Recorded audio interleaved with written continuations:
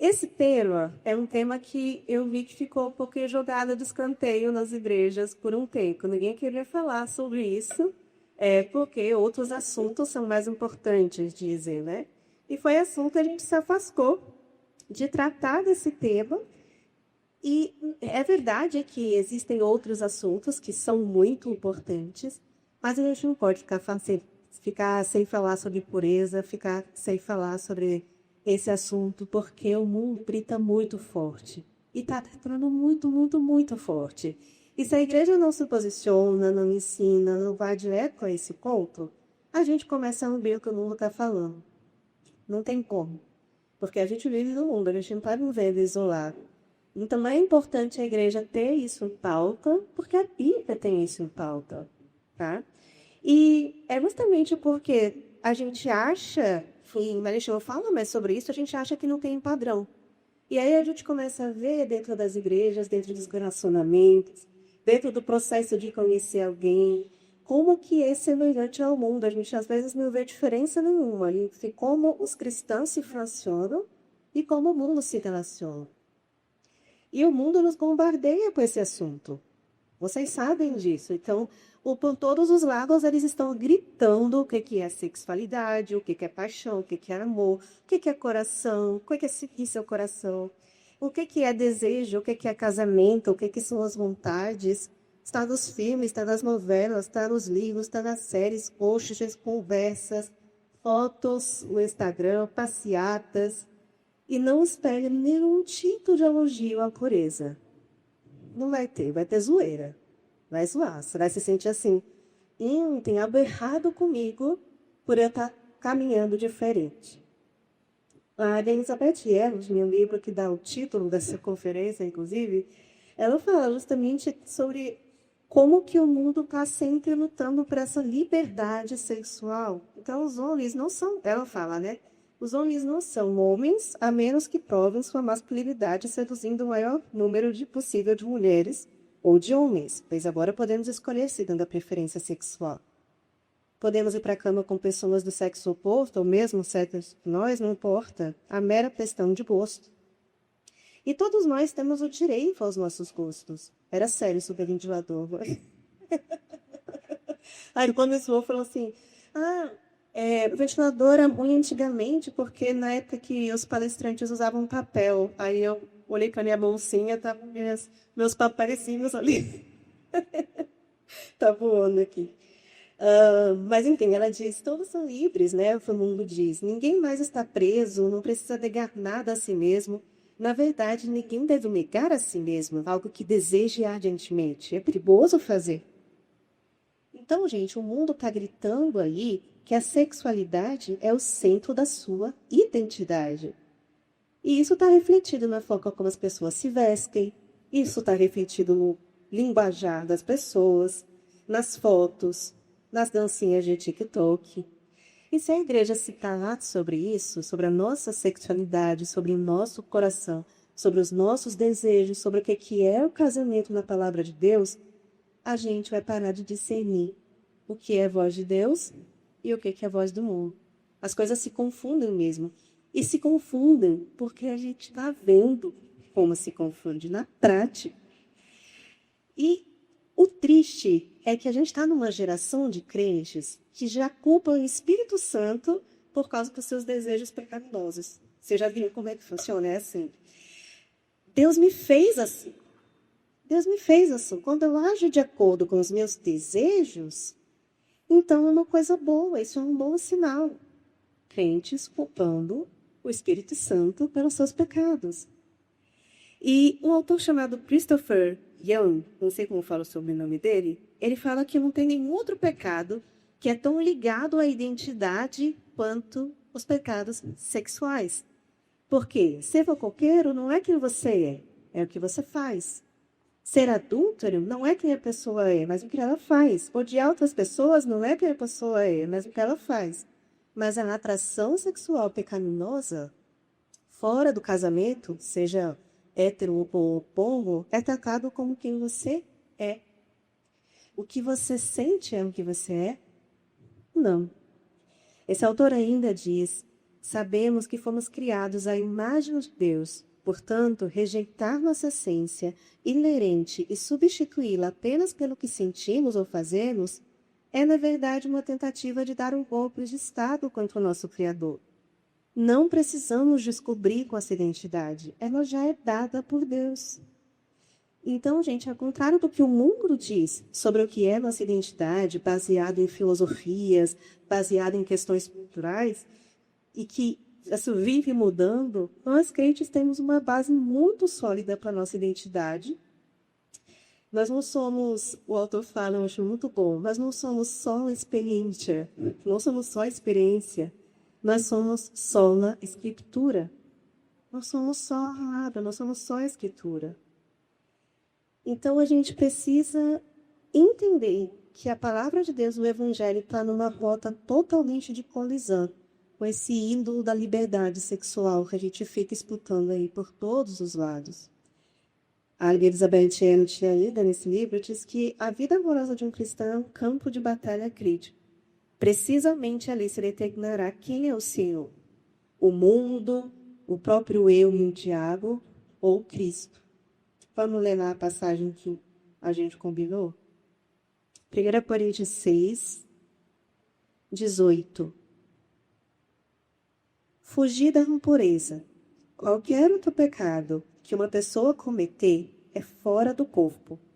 Mas aquele que pratica a imoralidade peca contra o próprio corpo. Acaso não sabeis que o vosso corpo é santuário do Espírito Santo, que está em vós, o qual tendes da parte de Deus, e que não sois de vós mesmos, porque fostes comprados por preço. Agora, pois, glorificai a Deus no vosso corpo. Vamos orar? Senhor Deus, Pai amado, Pai querido, Pai de misericórdia, Pai, muito obrigada pela tua palavra, que não silencia, Pai, sobre nenhum assunto, sobre nada do que nós estamos vivendo, Pai. Obrigada porque o Senhor nos deu um guia perfeito. Obrigada porque o Senhor nos deu uma base para pisar, uma base para seguir. Obrigada por Cristo Jesus, que trabalha em cada um de nós aqui, que veio ao Senhor. Que o Senhor abençoe esse tempo juntos, que o Senhor abençoe essa palestra e que os irmãos possam sair daqui diferentes sobre esse assunto, Pai. Em nome de Jesus. Amém. Então, gente, Paulo está se referindo aqui ao nosso corpo como templo do Espírito Santo, como membro do corpo de Cristo, tabernáculo do próprio Senhor. Esse é o seu corpo.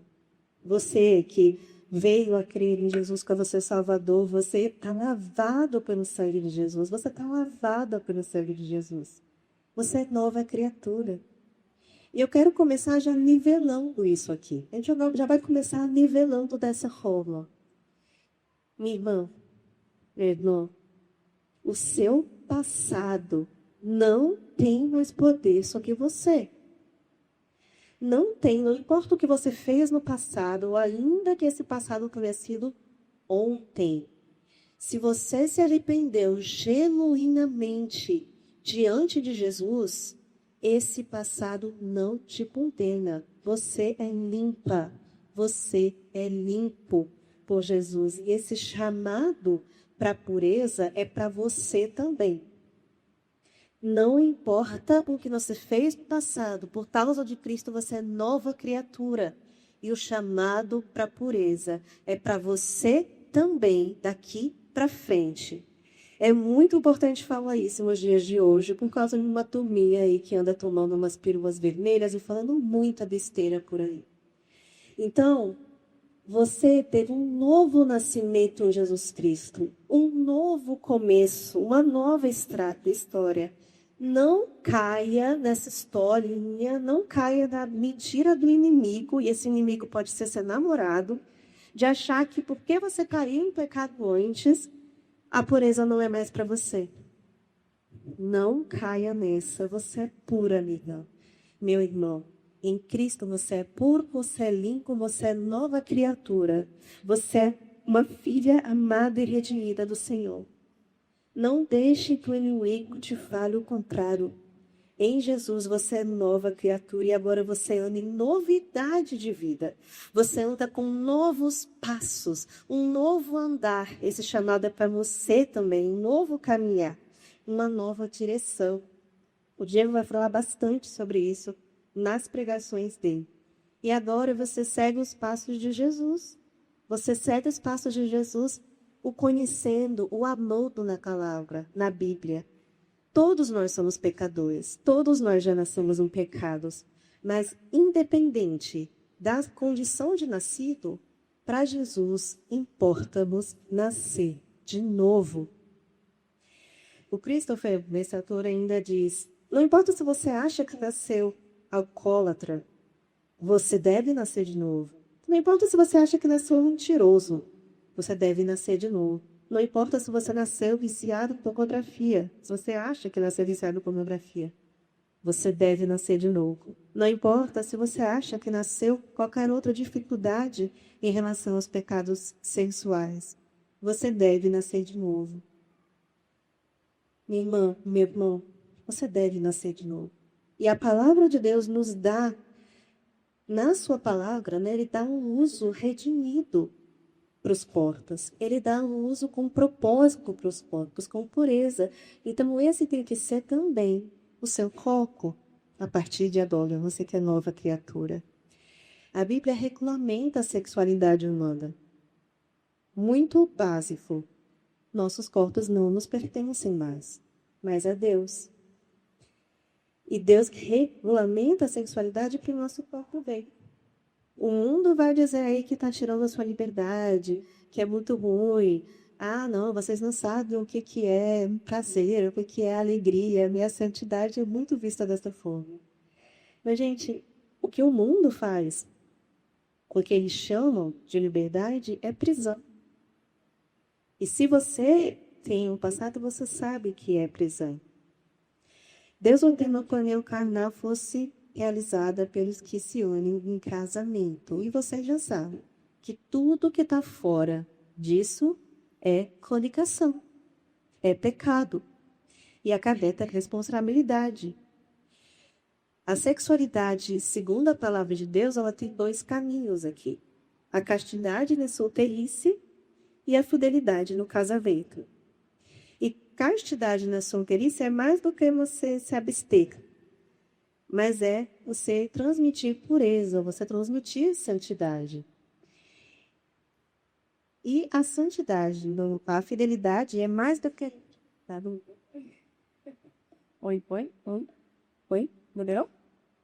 Agora eu não estou me ouvindo. Mas tá bom, dá para eu pedir outros.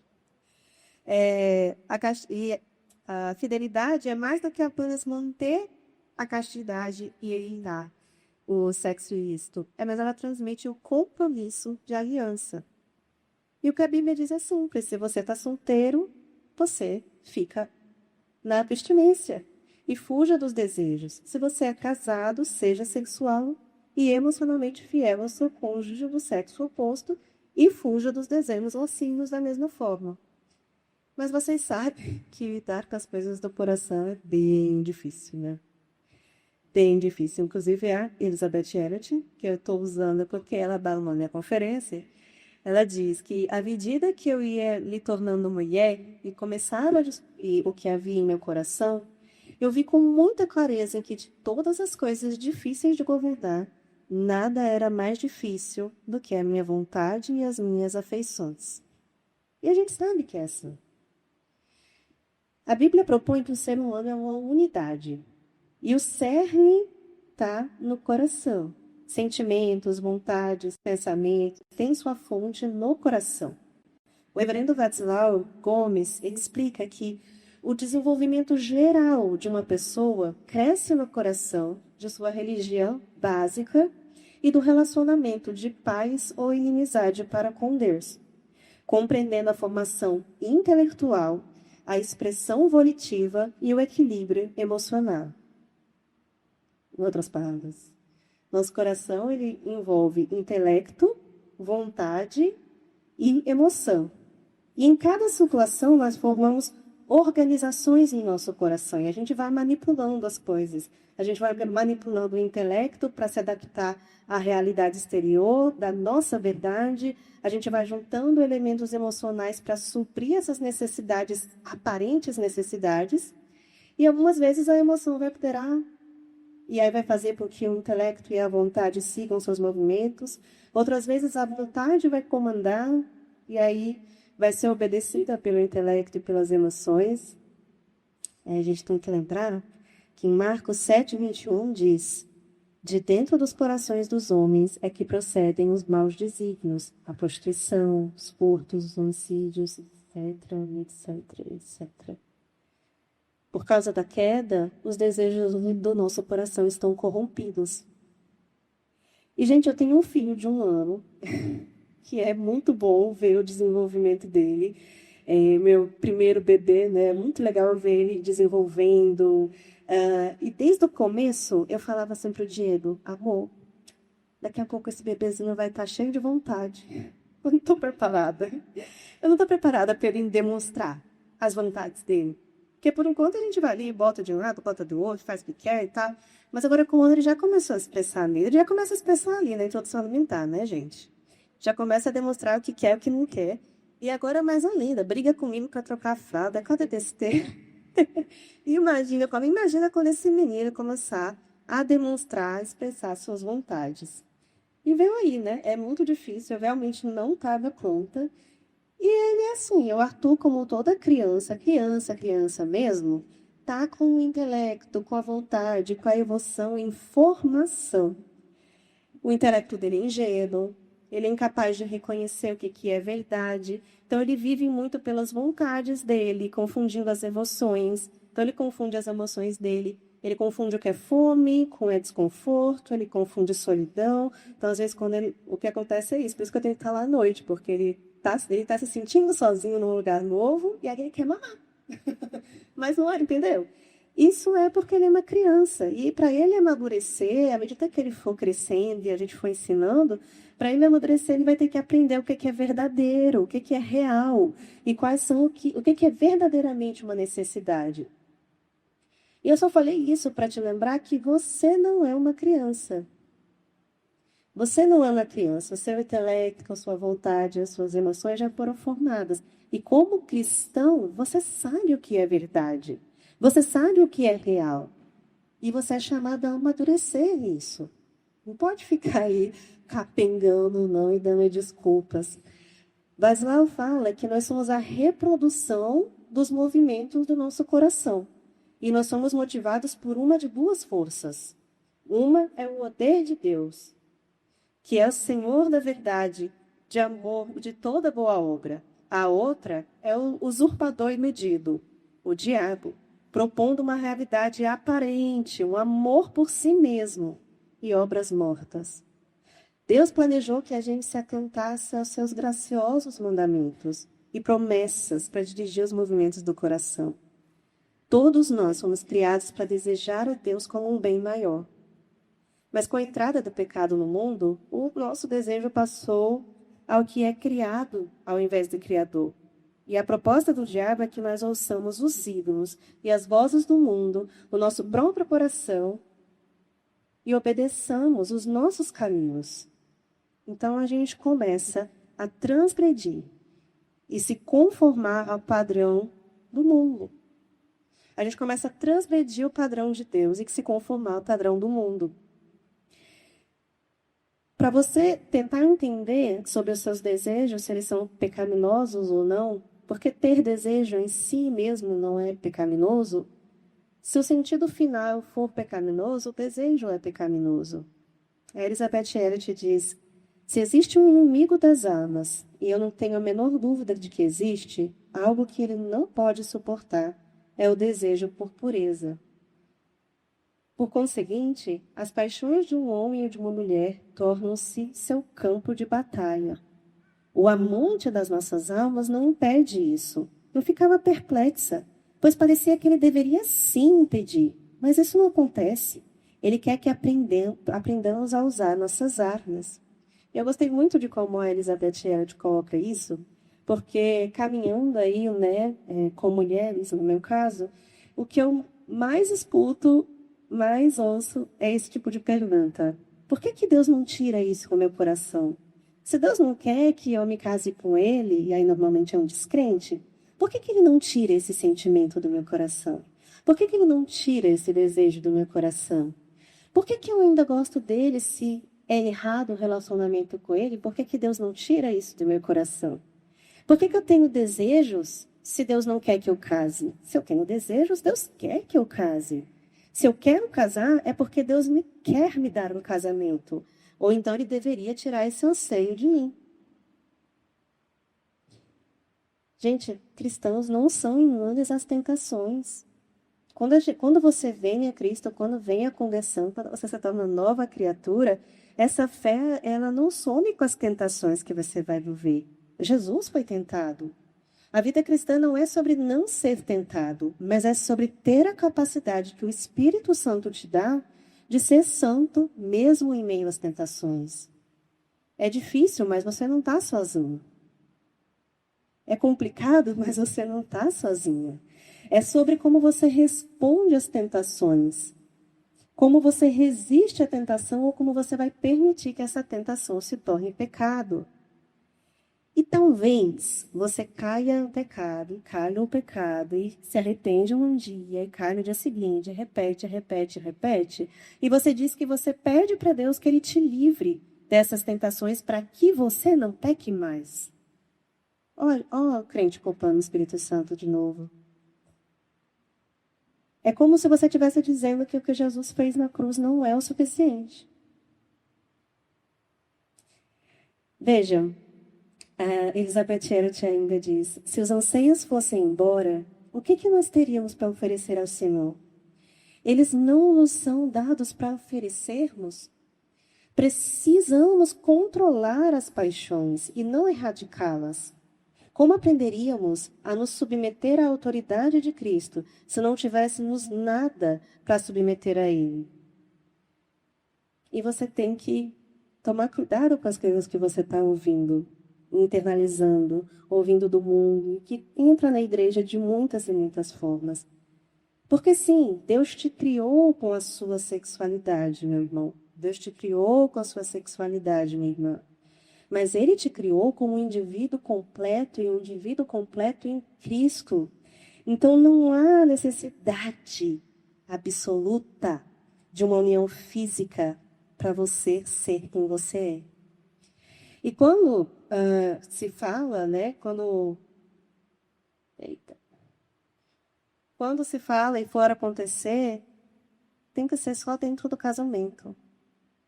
A Elizabeth Elliot diz que até que a vontade e as afeições sejam colocadas sob a autoridade de Cristo, nós não teremos sequer começado a compreender, muito menos a aceitar seu senhorio. À medida que a cruz vai entrando na nossa vida amorosa, revela o verdadeiro coração. E ela diz, eu sabia que eu seria uma eterna caçadora solitária, a menos que estivesse firmada lá onde se acha a verdadeira alegria. É só no Senhor que você acha a verdadeira alegria. Então, essa liberdade aí que o mundo fala, essa liberdade do corpo, de você ceder aos seus desejos, de você ceder às suas vontades, você já sabe que é vazio completo. Você leu Eclesiastes, você sabe que é fumaça. Você sabe que Salomão já tentou tudo isso, já provou tudo isso. E muito mais do que o mundo fala. E o próprio mundo, se você olha para eles, eles nunca estão satisfeitos. Eles fazem, se jogam na liberdade deles e não estão satisfeitos. Então, sim, gente, a atração existe. Deus fez assim, não é ruim em si mesmo, mas Deus fez para o casamento. E ainda assim, a chave para um casamento bem-sucedido não são os desejos sexuais, mas é a união com Cristo. Um autor disse que quando a vontade de Deus cruza com a vontade do homem, alguém vai ter de morrer. E a vida requer várias e várias pequenas mortes. Quando nós temos a oportunidade de dizer não para nós mesmos e sim para Deus. Vocês vão me desculpar, vou citar a Elizabeth Elliot de novo, porque é muito lindo tudo o que ela fala nesse livro. Mas ela diz assim, se você ama alguém, há muitas coisas que você fará por essa pessoa apenas por amá-la. Não porque aquilo é o que você escolheria caso o amor não entrasse em cena. O fato é que o amor entrou em cena. E eu volto aqui. E entrou, morrendo numa cruz. Portanto, em seu coração você pode ser muito honesto ao dizer a Deus que de fato prefere fazer o que Ele quer, pois acima do seu próprio deleite você deseja a Ele. Quando a obediência a Deus contradiz o que eu acho que me dará prazer, pergunto a mim mesma se eu o amo. Se eu posso dizer sim a essa pergunta, não posso dizer sim para fazer o que lhe agrada? Será que não posso dizer sim, mesmo que isso envolva sacrifício? E uma breve reflexão silenciosa há de me lembrar que sim, Deus sempre vai me conduzir a uma alegria final. E a gente pode apostar nisso sem hesitar. O desejo, ele não é mau em si mesmo, meus irmãos. Mas tudo depende do sentido final que é dado a ele. Se ele está alinhado com a vontade de Deus. O casamento é celebrado em cantares. Por exemplo, em Cantares 7:10, diz, eu sou do meu amado e ele me deseja. É celebrado no casamento. Mas em Cantares 2:7 e 3:5, o desejo da noiva antes do casamento precisa ser contido. Conjuro-vos que não acordeis nem desperteis o amor até que este o queira. Eu quis dar esse panorama geral aqui para vocês, relacionado com o tema da conferência. O Diego vai aprofundar muito mais isso nas pregações dele.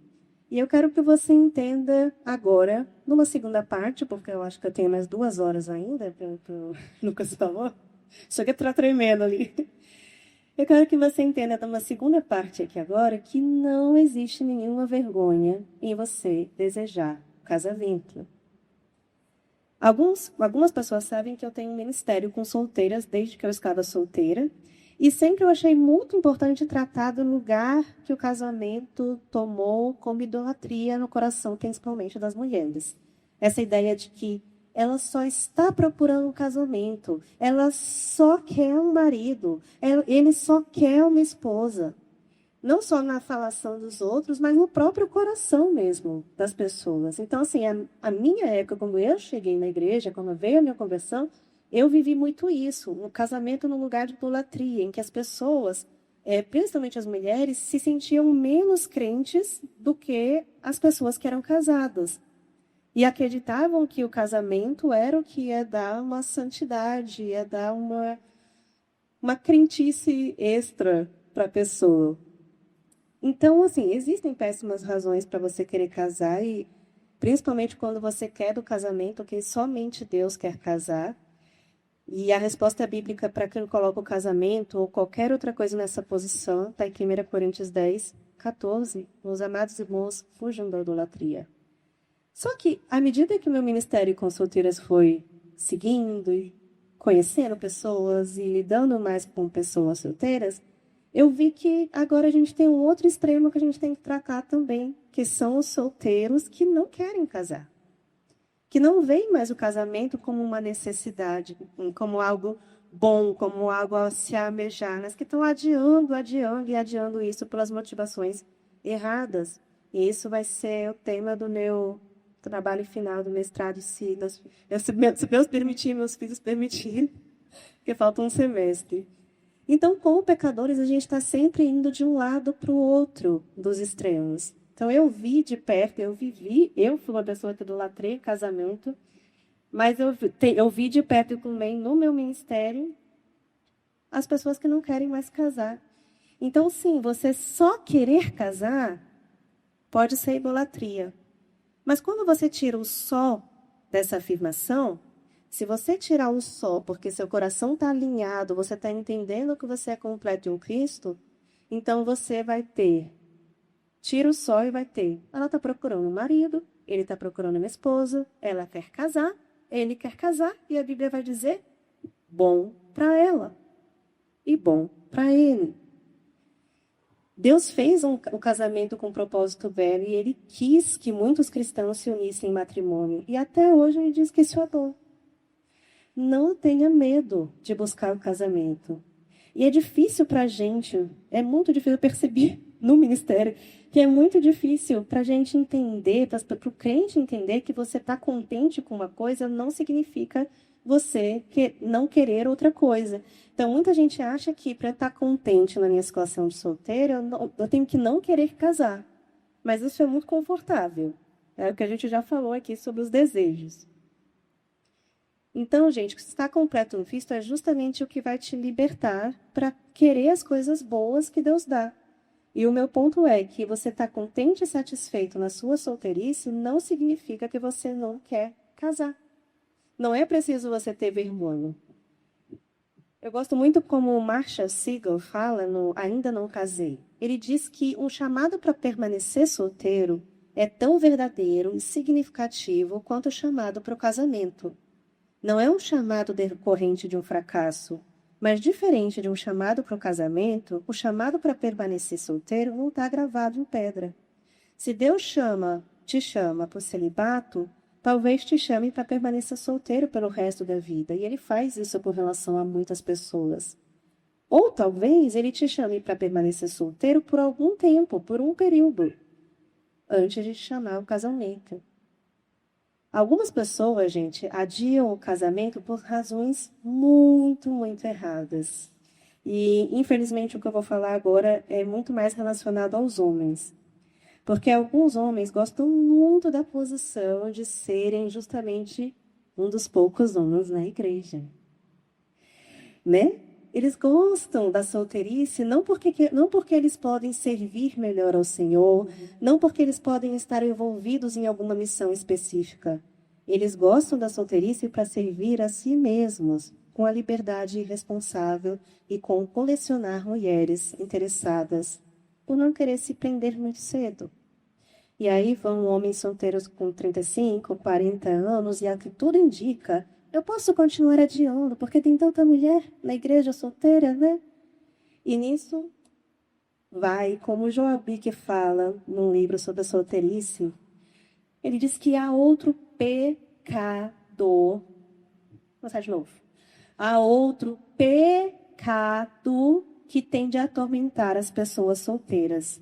Ele é mais sutil do que a imoralidade sexual e até mais perigoso, que é viver para si mesmo. Sem as responsabilidades de servir o cônjuge, de cuidar de filhos, é fácil pensar que a sua vida gira em torno de você. Portanto, fuja de usar o que Deus lhe deu, seu corpo, sua mente, suas habilidades, sua riqueza, seus amigos, a sua fama, como um mero meio de obter atenção, glória, prazer ou facilidade para si mesmo.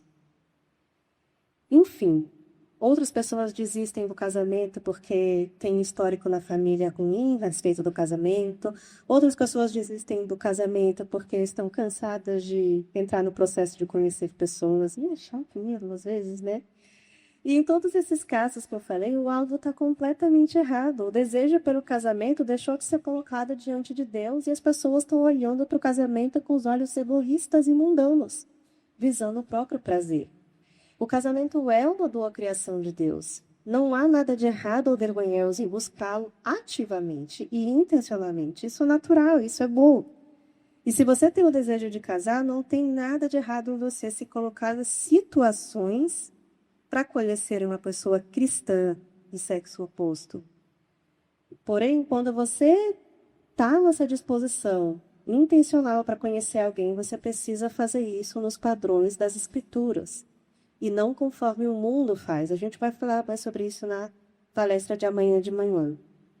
Não tenha medo ou vergonha de buscar o casamento, mas tenha temor e amor em buscar um casamento que honre a Deus e fazer desse processo até chegar ao casamento de uma forma piedosa, pirando do seu coração e do outro.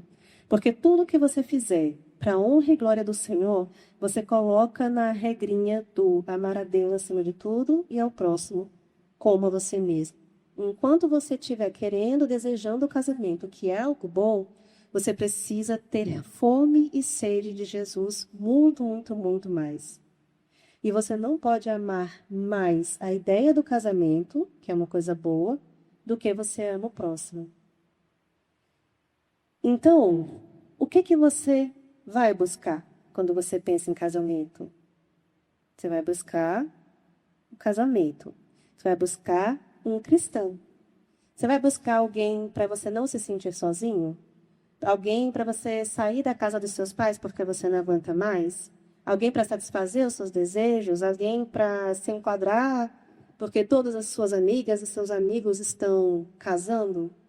Não. Você vai querer o casamento porque ele é um retrato da união espiritual que os crentes têm com Deus por meio de Jesus Cristo. E é uma representação do amor infinito e incondicional e perseverante de Deus pelos casamentos.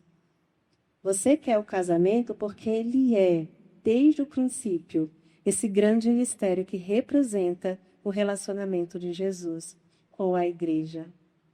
Casamento é um vínculo sagrado entre um homem e uma mulher, instituído por Deus, firmado diante dele e dos homens, consumado e indissolúvel, que testemunha da unidade espiritual da igreja. Então você vai procurar alguém que você possa casar. Óbvio, né, Ana Paula? Não é tão óbvio assim. Se fosse óbvio assim, não tinha tanta gente entrando em casamentos com descrentes. Não é tão óbvio assim. Você tem que procurar, vindo do sexo oposto, que ame a Jesus acima de tudo, porque o casamento de vocês vai ser moldado pela forma como Cristo e a igreja se relacionam. Se você é crente, se você entende e se submete ao que é casamento segundo as Escrituras, você não vai buscar um descrente. Você não vai andar aí na beiradinha, começando a se envolver, conversar mais e usar a desculpa de namoro evangelístico. E eu sei que é uma tentação. Eu sei que é uma tentação para os cristãos solteiros, porque, afinal de contas, não tem homem na igreja, né? Não tem mulher na igreja. Eu posso pedir só para os homens solteiros da conferência ficarem em pé? Só os homens. Tem nenhum? Tá vendo como é difícil? Ah, bom. Ai, não tá tão difícil assim. Amém. Vocês ficaram constrangidos, gente. Pode sentar, obrigada. Eu ia dizer assim, eu ia dizer que tá difícil mesmo. Você vem numa conferência como essa, só tem 2 solteiros, mas não dá para usar esse exemplo aqui. Glória a Deus. Não, não vou constranger as meninas, nem. Só os homens. Só os homens. Você viu que aqui, vocês desculpem, viu, rapazes? Mas venham amanhã, não fiquem bravos comigo, por favor. Você vai procurar alguém que é cristão, gente. Ah, não, mas é aquele cara lá do meu trabalho, da minha faculdade, da minha escola. Ele não é crente, mas ele é muito mais legal do que todos os crentes da minha igreja. Ele trata bem a mãe, ele bate todos aqueles checks que a gente faz. Ele só não é crente. Mas se a gente tirar o só, como eu já falei, ele não é crente. Ele não é crente. E isso é muito sério. Ele é um inimigo do seu Senhor.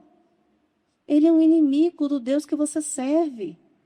E você não quer ter uma união com o inimigo do Deus que você serve. Não é? Eu li uma vez um autor fala assim: casar com um não crente é como 2 artistas tentando pintar 2 imagens diferentes na mesma tela. Você está tentando pintar a imagem de Jesus e da igreja. E seu cônjuge está tentando pintar algo completamente diferente. Deixa eu acelerar aqui para você não ficar embolado comigo. Você vai buscar alguém com sabedoria e piedade. Alguém com sabedoria e piedade. Você com sabedoria e piedade por alguém com sabedoria e piedade. E é claro que quando você considera para você casar, você vai pensar nas coisas que te atraem. E eu li num livro uma pesquisa que mostra o que atrai um homem e o que atrai uma mulher, um livro cristão. Só que ele é americano, mas não tem nada que eu tiraria ou adaptaria para o Brasil, porque a ordem fica assim. Para os homens, o que atrai, a pesquisa que eles fizeram, primeiro lugar, a aparência física, em segundo lugar, a personalidade, em terceiro lugar, os interesses compartilhados, em quarto lugar, o caráter piedoso.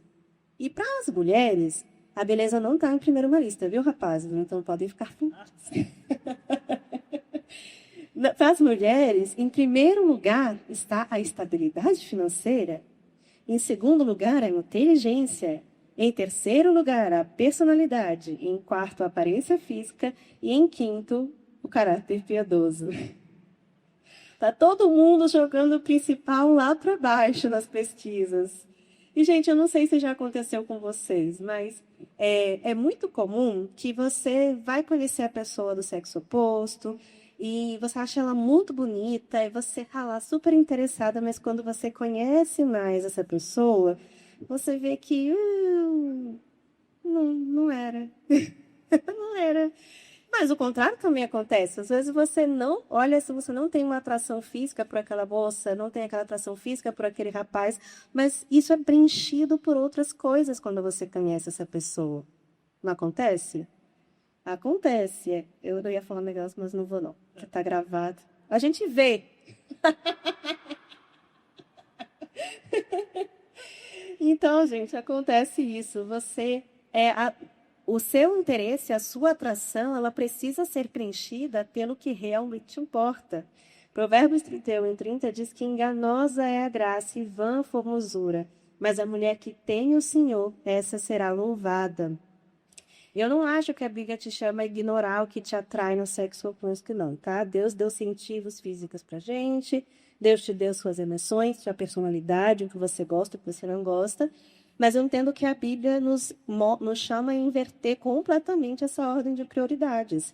O caráter piedoso, o temor do Senhor, que nas pesquisas está lá embaixo, tem que vir em primeiro lugar, tem que vir acima de tudo. Se você tem atração por alguém, mas essa atração ainda não foi preenchida pelo principal, eu sugiro que você conheça mais essa pessoa nos contextos de estar com outras pessoas da igreja, não sozinha com ela.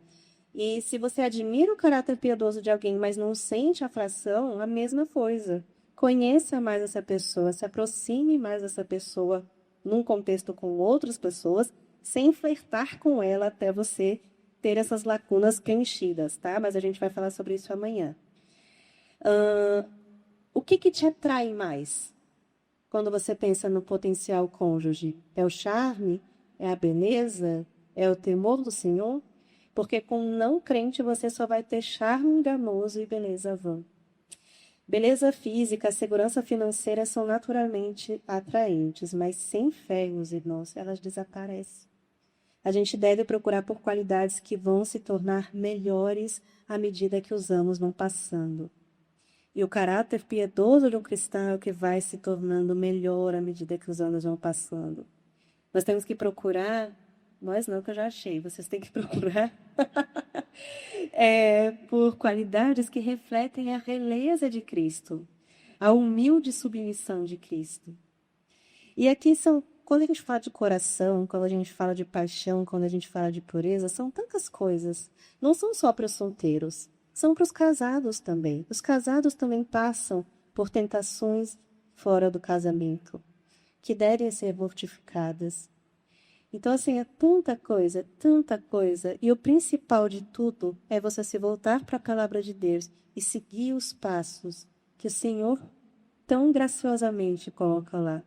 Não tem como dizer que a palavra de Deus não tem nada para dizer sobre isso agora. Não, a palavra de Deus não tem nada para falar sobre namoro, porque não existe namoro na Bíblia. A gente pode ver amanhã que tem o que falar, sim.